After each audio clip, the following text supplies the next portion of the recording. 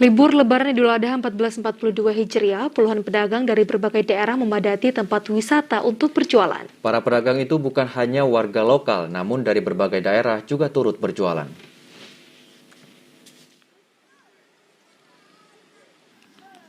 Momen Hari Raya Idul Adha 1442 Hijriah, puluhan pedagang mulai menjajal dagangannya di lokasi wisata.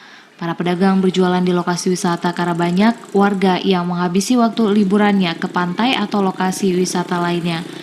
Hal itu seperti yang terpantau di wisata pantai Nesero Panga, di mana hari kedua Lebaran Idul Adha, puluhan pedagang mulai menjajal dagangannya, baik pakaian, makanan, mainan anak-anak, dan lainnya. Para pedagang melihat di hari-hari libur banyak warga yang mengunjungi tempat wisata untuk makan-makan atau berlibur.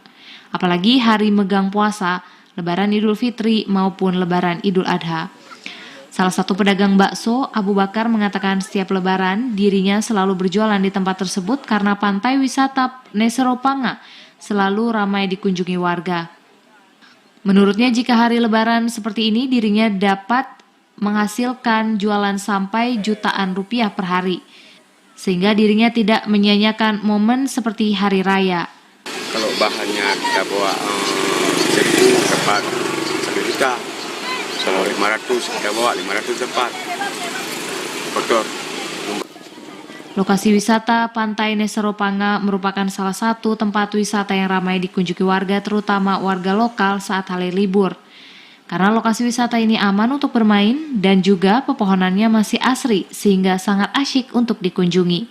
Dari Aceh Jaya, Musliadi, TVRI melaporkan.